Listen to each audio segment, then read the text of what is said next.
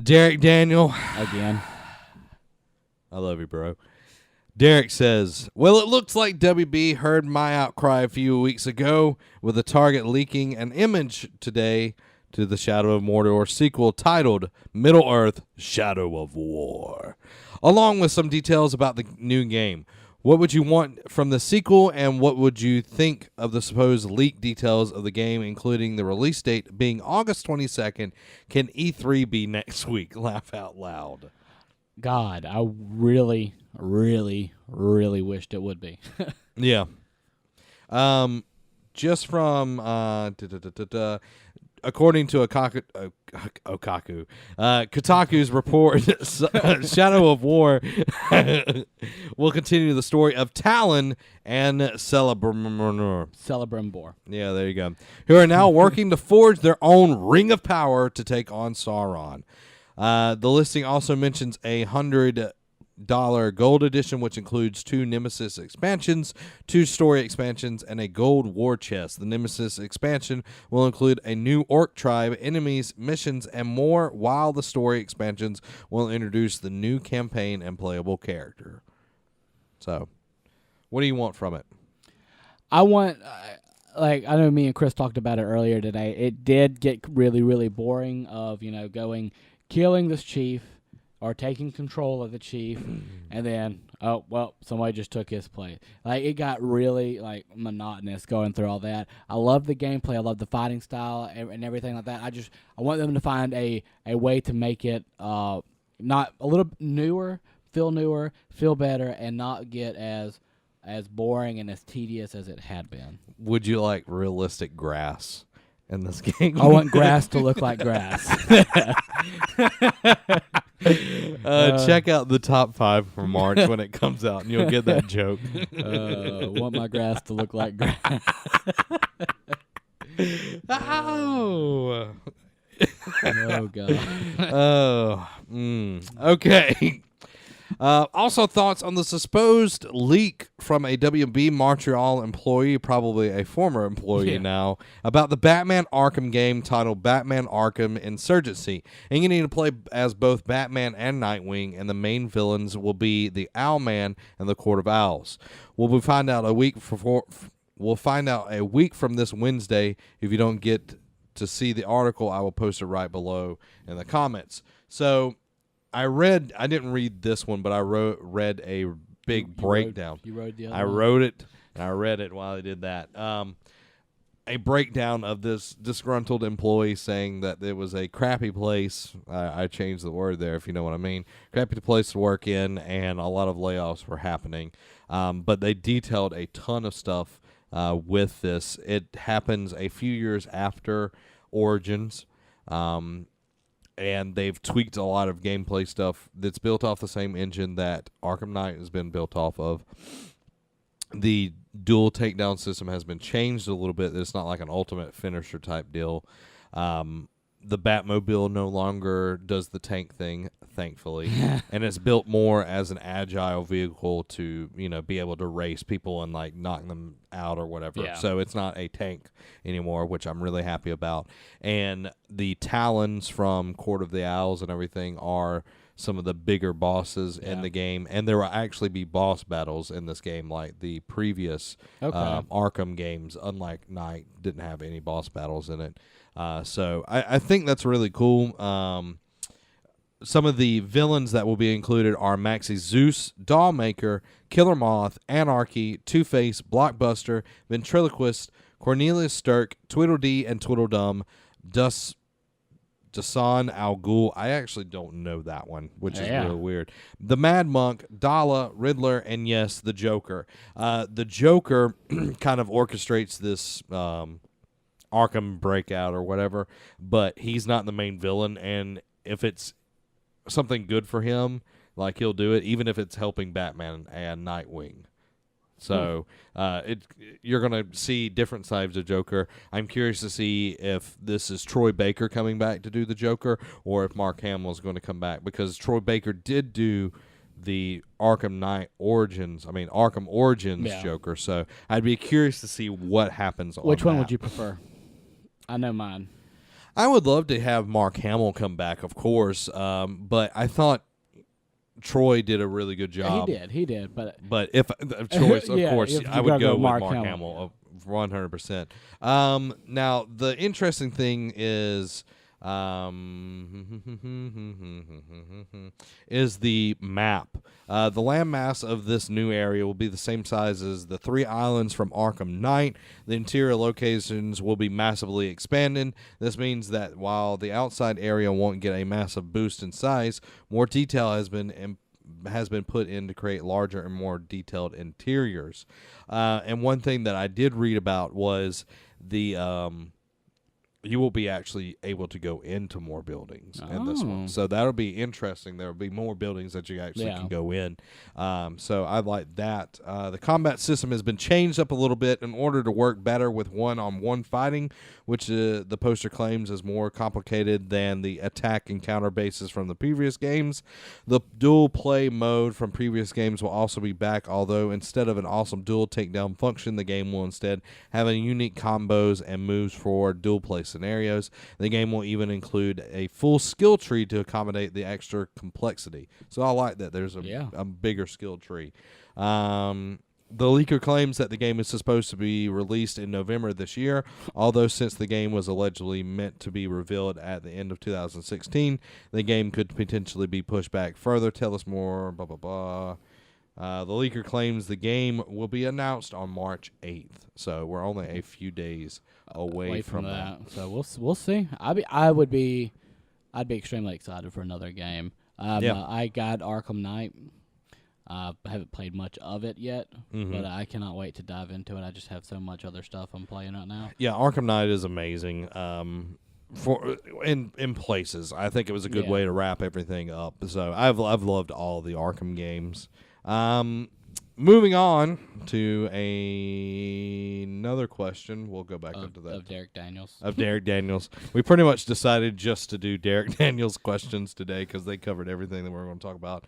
Thoughts on 343? Thoughts that 343 will make that all future Halo games support split screen play.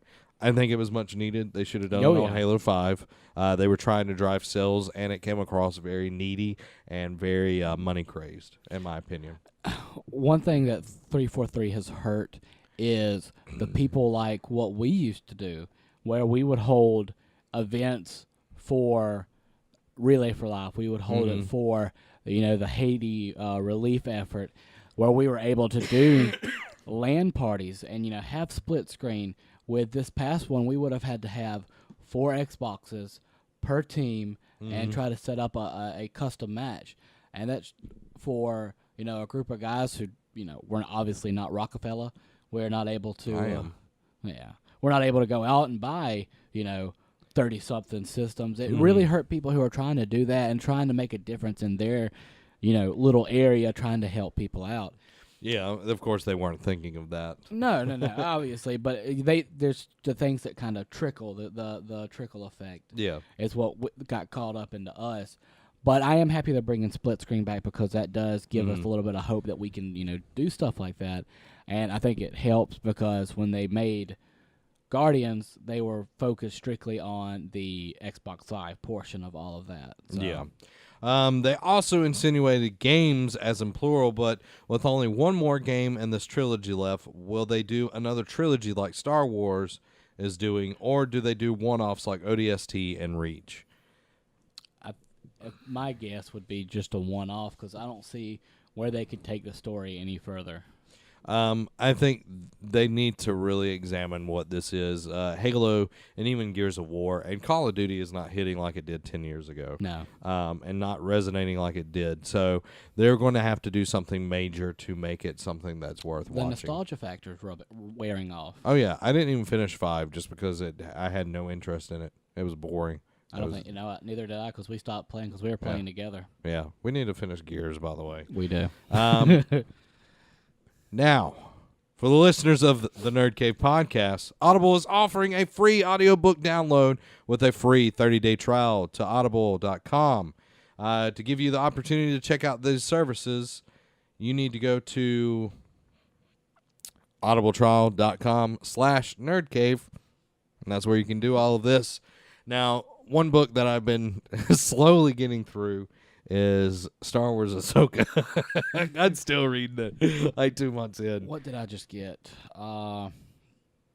part of like a newer Aftermath. Aftermath. I have not read that one. I know some people were saying. Because it's taking place after the second Death Star was blown up and everything, and you see the Empire's trying to get back because Palpatine's gone, Vader's gone. So the power vacuum is happening. Yeah. So who's going to take control? So there's 3 books in this, and I'm on the first one, and I'm probably 4 or 5 chapters in, and good. I'm liking it so far. Good. I know one that I'm very excited for. April 11th, the Thrawn book. I will have a special little token or whatever it is, coin or whatever it is on the Audible ready for that one. Oh yeah, definitely. And if that's the book you want, or if there's a book you need to pre-order, you can get Audible, the trial and everything, spend the point, and then when it comes out, it's going to be yours. Speaking of Thrawn, if you want to go check out the interview that I did and last year or 2 years ago, Zach did with Timothy Zahn. One of these corners. It'll be somewhere. But last week I got to sit down with Timothy Zahn, the guy who created Thrawn, Mara Jade, and all that, and had a really fun interview with him. And I know you did an interview with him 2 years ago. Yeah. So you can find both of ours on there, and they're both really good. Yeah. Very good. To download your free Audible book today, go to audibletrial.com/nerdcave. Again, that's audibletrial.com/nerdcave for your free audio book. Build it beautiful. Look at you go. I don't know why I say build it beautiful, because that's the old Squarespace thing, but, whatever. Thoughts on Mass Effect Andromeda having a planet or planets that would be bigger than the entire map of Dragon Age Inquisition? You better get some, boy. You better get some. You didn't ever beat it, did you? Man, I played like 30 minutes of Dragon Age Inquisition. As somebody who has beat the game twice. Not trying to rub it in or anything like that. It's okay. But I still got more gamer score than you. You do. Catching up, though. And But more now that trophies. I have a PlayStation, now that I have a PlayStation, I don't know if I'll be catching. Oh, yeah, Nick. Got a PlayStation, bro. I already told you that, but I figured I'd make it official on the podcast. We'll have a segment at the very end, and I'm going to tell you what you need to get. All right. But I'm excited because I know that Dragon Age was huge. Huge. And That dragon was huge. That dragon was huge, all of them. But knowing that there's at least a planet, one part of the game that has a planet that's bigger than the entire game just blows my mind. Mm-hmm. I like it. I think it'll be cool. As long as the planets feel alive. If they're just huge, desolate, All right, you have to drive your Mako all the way, and you're just sitting there. Yeah, like Mass Effect 1 where there were just planets, and then there would just be like these big worms just come out, and like, I hated those things. I was playing through the first one, and I got to that first one, and you're just like it's there, and you're about to come up on it, and you're just like, I hate life right now. So I'm excited for it. Can't wait for it. March 21st. Cannot get here soon enough. You are not lying. But I don't want it to get here that soon because I've got to finish Resident Evil. Horizon Zero Dawn's coming out. Legend of Zelda Breath of the Wild is coming out. So there's a ton of stuff to be playing. Speaking of the Nintendo Switch, I'm not getting a Switch at launch. This is Derek once again. And again, you can submit your questions just like Derek did. Multiple times. At facebook.com/groups/Nerdcave Network. I'm not getting a Switch at launch because I have a rule of thumb when buying new hardware. If I don't see at least 3 games around launch that I would get for it, I'm going to wait. Zelda would be a no-brainer, and 1-2 Switch might intrigue me, but that's it. That's it! He puts an exclamation point on there. How would you approach a new console launch? Would you want to have options day one or just be satisfied with one killer app? Want to be satisfied? Like, that's what I feel like a lot of people are in that same boat as him because, I want more than just Zelda and, 1-2 Switch. Like, yeah, I'm sure those are going to be good games. Zelda's going to be a great game. I'm sure 1-2 Switch will be good. but there's no like blockbuster game that's going to make me like Zelda almost makes me want to get it, but then I'm also stuck with, what else would I play? Well, I'll go down the list of titles that are launching with the Switch. 1-2 Switch, Fast RMX, or Remix, I guess. Just Dance 2017, Human Resource Machine. So only 2 of those in the first 4 that I actually know. I Am Satsuna, never played it but heard that it's great. Legend of Zelda Breath of the Wild, Little Inferno, Shovel Knight. If you haven't played Shovel Knight, pick it up. I've played it, but that's not one of those games that makes me want to go out and get it. I'm just saying, it's a good game. Yeah. Skylanders, Imaginators, Snipper Clips, Super Bomberman R, and World of Goo. So the only ones in there that just kind of like, I want to play those. Legend of Zelda is one that I really want to play. Just Dance. Shovel Knight would be another one just because I love Shovel Knight. Yeah. I think Yacht Club's amazing. 1-2 Switch, if it came with a console, I'd be sold. Yeah. Snipper Clips, I have not watched a lot of, but a lot of people have been buzzing about it. So curious to see what that is all about. But how I handle launch is I find something I want to play, and I usually try to get 2 games that I'm interested in. I'm trying to think of the games that I got at launch of the PlayStation 4, and it's not. I know I had Black Flag. That was the one that I really sunk my teeth into. I'm sure I had another game at the beginning, but I can't remember.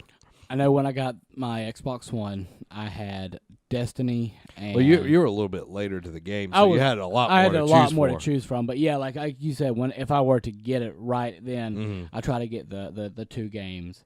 Like you said, 2, if it's like a really big game, then I could do with just 1 and play that for a month. Yeah. I think having some stuff, at the beginning is nice, and they're going to be launching more and more games through the month of March. So I think, letting to see what happens is going to be interesting. Yeah. But, and all that being said, they just put up 2 new ones. They put up Shovel Knight and Snipper Clips as 2 releasing this coming up week. Okay. And that has me a little weird. Like, why are they pushing out things they just are just announcing? Like, that's just really strange to me. I hope they are close to at least being completed where, you're obviously going to have your day 1 patch, but I hope it's not like. Well, I know Shovel Knight's completed. Yeah. Like, I know that because it's been done for a while, so it's pretty much just a port on that one. Yeah. So,